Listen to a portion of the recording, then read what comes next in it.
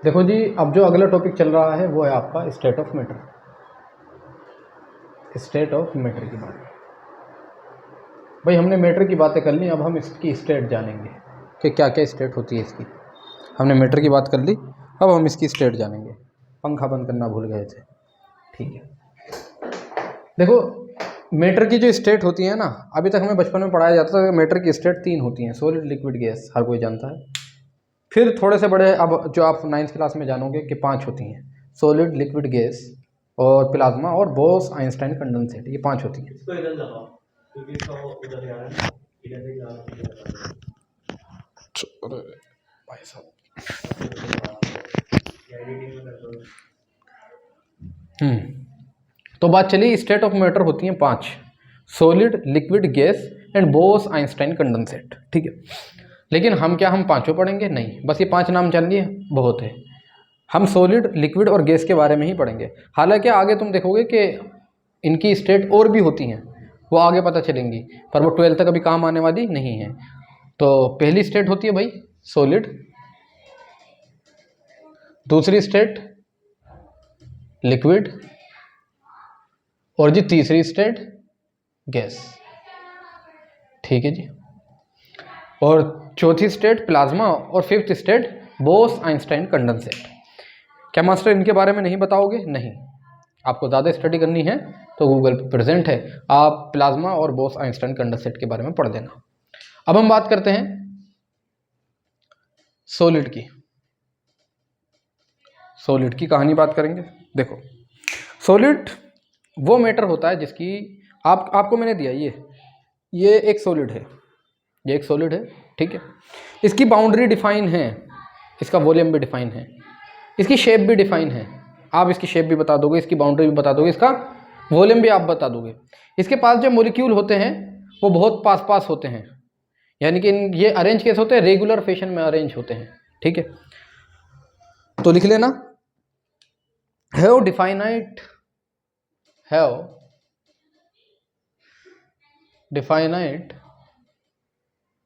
Shape and volume, और इसकी definite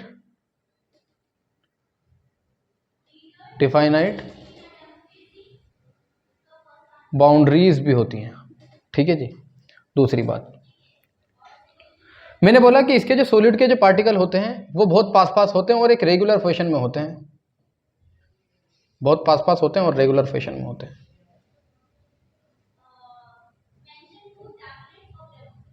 ठीक है। पास पास हैं और बहुत रेगुलर फैशन में, तो आप इनको कंप्रेस नहीं कर सकते।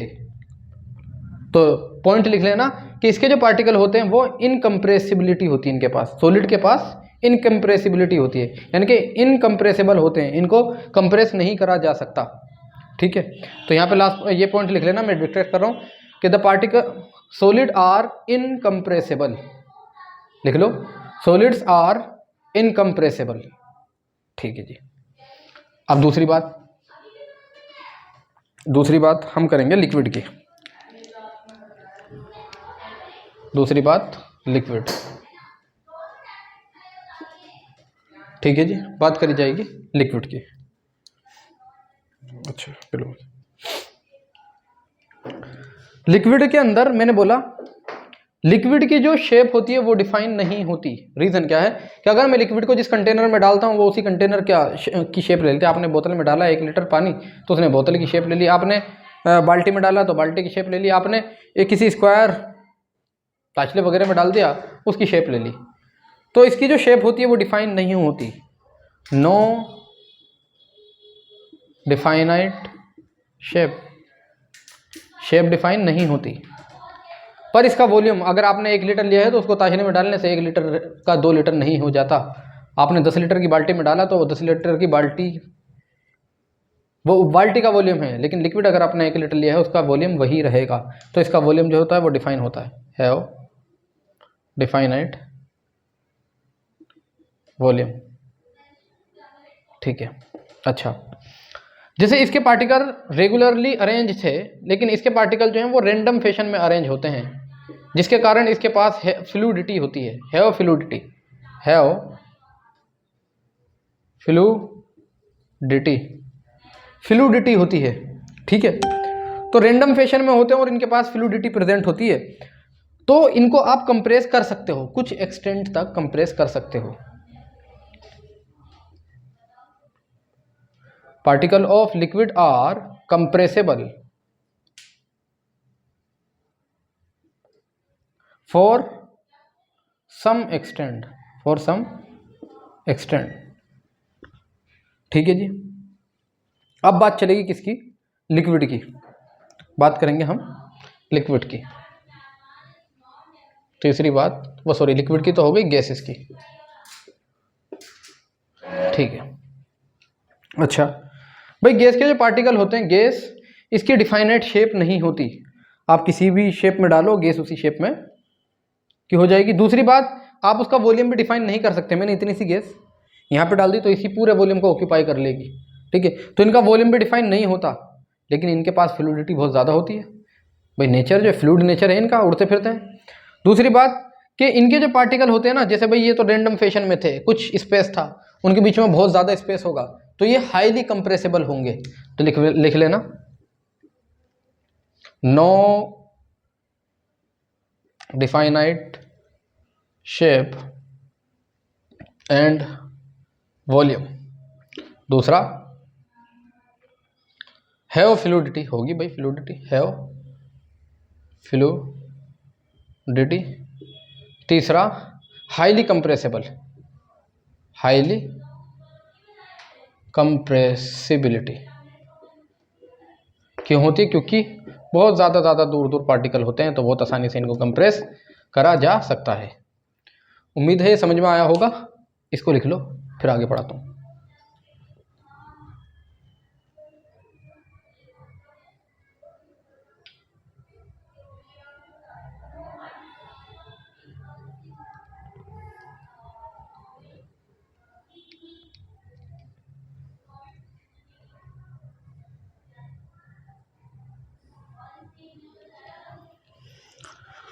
लिख लिया होगा, और डस्टर देखना, कपड़ा है उधर साफ करने का।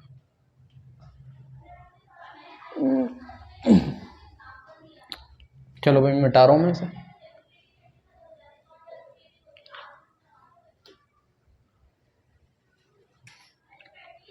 अब हम क्या करेंगे, फिजिकल स्टेट के अंदर कैसे आप चेंजेस कर सकते हो।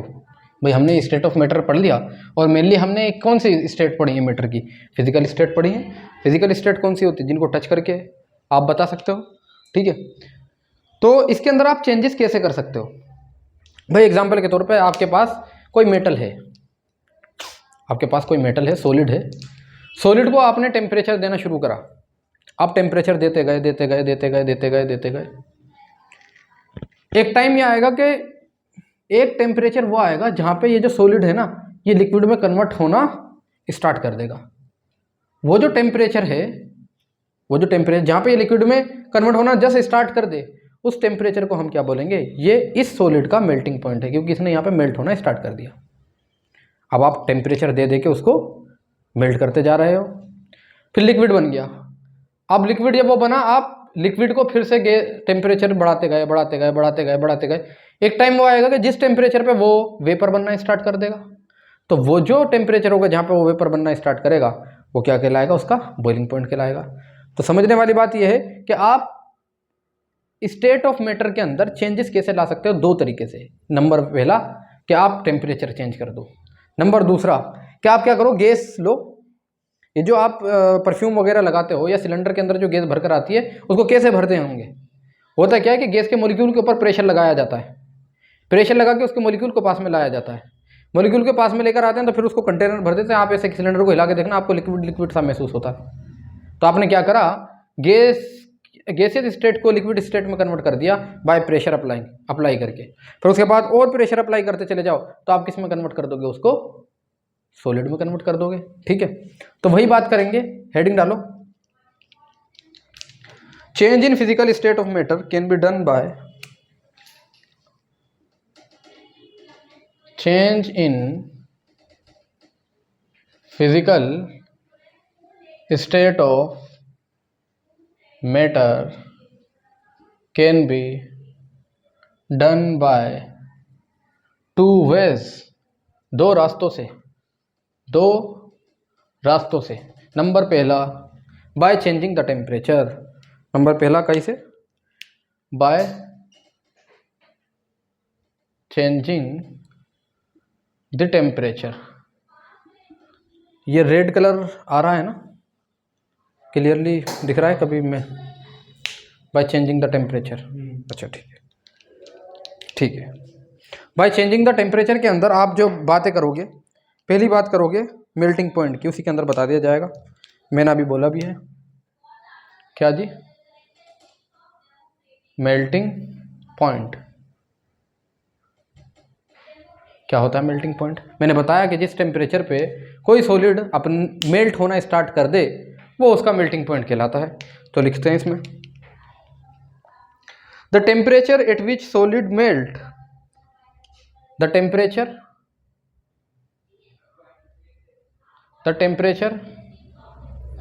at which solid melt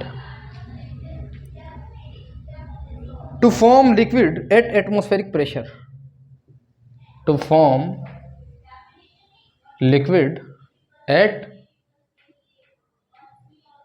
atmospheric pressure is called melting point of that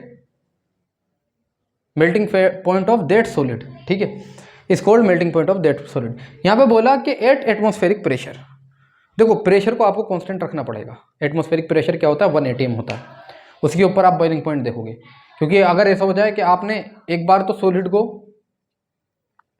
आप प्रेशर जो एटमॉस्फेयर में कर रहे हो, एक बार तुम ऊपर से प्रेशर लगा रहे हो, नीचे से टेम्परेचर भी ले रहे हो, तो फिर कुछ और निकल कर आएगा। ठीक है, दबा भी रहो जला भी रहे हो तो कुछ और ही निकल कर आने वाला है। ठीक है, ये लिख लेना मेल्टिंग पॉइंट। इससे रिलेटेड एक बात आती है, latent heat of fusion. Latent heat of fusion, latent heat of fusion क्या होगा? देखो आप 1 kg सॉलिड लो, क्या लेना है, 1 kg सॉलिड। 1 kg सॉलिड को आप टेम्परेचर देते गए, मेल्टिंग पॉइंट आ गया, मेल्ट होना स्टार्ट हो गया। फिर टेम्परेचर देते गए, उस 1 kg सॉलिड को आपने कंप्लीटली किस में कन्वर्ट कर दिया, लिक्विड में कन्वर्ट कर दिया। अब जो टोटल एनर्जी आपने दी है उस एनर्जी को आप कहोगे लेटेंट हीट ऑफ फ्यूजन। क्या इतनी बात समझ में आई भाई? मैंने क्या बोला, सॉलिड को आप टेम्परेचर देते गए, वो लिक्विड बनना स्टार्ट हो गया, वो टेम्परेचर क्या बोला जाएगा, मेल्टिंग पॉइंट। लेकिन फिर तुमने 1 kg सॉलिड को कंप्लीटली फ्यूज क्या बोलते हैं, लिक्विड बना दिया। अब जो एनर्जी यूटिलाइज हुई वो कहलाएगी लेटेंट हीट ऑफ फ्यूजन। ठीक है, तो लिख लेना latent heat of fusion, latent heat of fusion, latent heat of fusion, latent heat of fusion. इसके बारे में लिखो, the amount of heat required to change,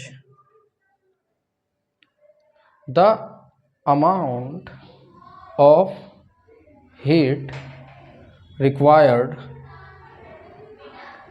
to change 1 kg solid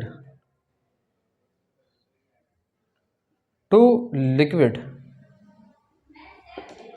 1 kg solid to liquid state at atmospheric pressure, at atmospheric pressure is called latent heat of fusion। ठीक है, इतना लिखो, फिर मैं मिटाता हूँ इसे।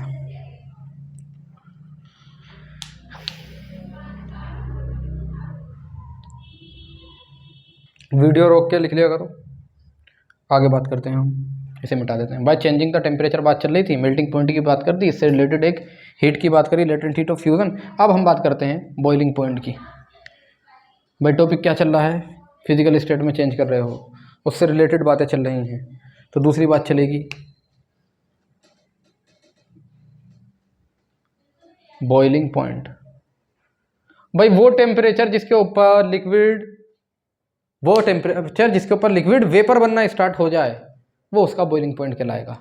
और इससे रिलेटेड एक लेटेंट हीट आएगी जिसको लेटेंट हीट ऑफ वेपोराइजेशन बोलते हैं। यानी कि 1 kg लिक्विड को पूरा कंप्लीटली वेपर बनाने के लिए जो आपको हीट देनी पड़ेगी वो heat latent heat of vaporisation कहलाएगी। अब एक क्वेश्चन आता है कि जितना तुम भाप से जलते हो उतने गर्म पानी से नहीं जलते, रीज़न आप देखो भाप का कारण। भाई मैं बोल रहा हूँ, आपने सॉलिड आइस ले ली, उसको आप हीट देते गए, वो हीट उसके अंदर स्टोर होती जा रही है, लिक्विड बन गया। लिक्विड को हीट देते गए, वो उसके अंदर स्टोर होती जा रही है, मतलब एज कंपेयर टू सॉलिड, यानी कि आइस से लेके लिक्विड बनी तो हीट स्टोर होती गई। फिर तुमने लिक्विड को और हीट देते गए और हीट स्टोर होती जा रही है, अब वो वेपर बन गई, तो अब हीट ज़्यादा स्टोर हुई हुई है उसके अंदर। अब तुम उसको हाथ लगाओगे तो वो हीट ज़्यादा है, हीट ज़्यादा लगेगी तो ज़्यादा जलोगे, ठीक है। तो बॉइलिंग पॉइंट में लिखना आप, the temperature at which liquid boils to form vapours, the temperature at which liquid boils to form vapour, the temperature at which liquid boils to form vapor at atmospheric pressure is called boiling point of that liquid, is called boiling point of that liquid। इससे related latent heat आती है, वही बात करी, latent heat of vaporisation. क्या जी? Latent heat of vaporisation, latent heat of vaporisation, latent heat of vaporisation. ये क्या है? The amount of heat, the amount of heat required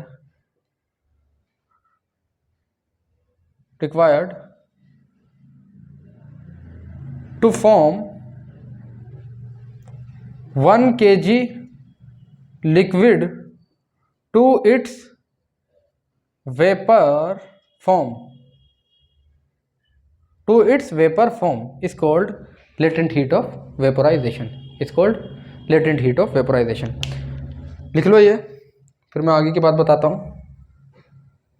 video रोक के लिख लिया करो, मैं अलग हो चुका हूँ, अब मैं इसे मिटा रहा हूँ।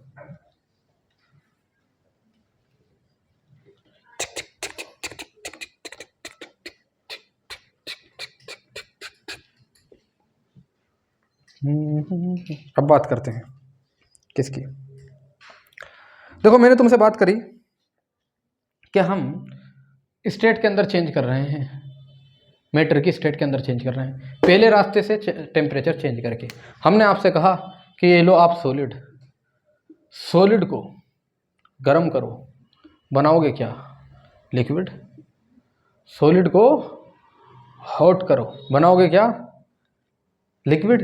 लिक्विड को कूल करो, बनेगा क्या? सॉलिड। आप लिक्विड को फिर से हॉट करो, ठीक है जी, बनेगा क्या? गैस। गैस को फिर से ठंडा करो, बनेगा क्या? लिक्विड। अब ये जो होता है ना, ये हॉट, गरम, आग दिखाने के लिए आप क्या करोगे? ऐसे सिंबल दिखाते हो, ऐसे।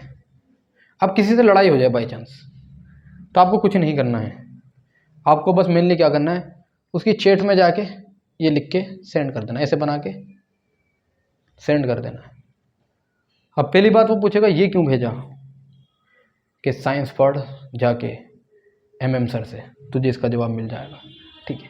तो क्या है इसका मतलब? सिंबल भेज देना, आग लगा दूंगा, ठीक है। आज की क्लास यहीं ख़त्म करते हैं, नेक्स्ट क्लास के अंदर हम बात करेंगे बाय चेंजिंग द प्रेशर, हम कैसे सॉलिड की मतलब मैटर की स्टेट के अंदर चेंजेस करेंगे। मिलते हैं नेक्स्ट वीडियो में, तब तक के लिए good luck and good bye.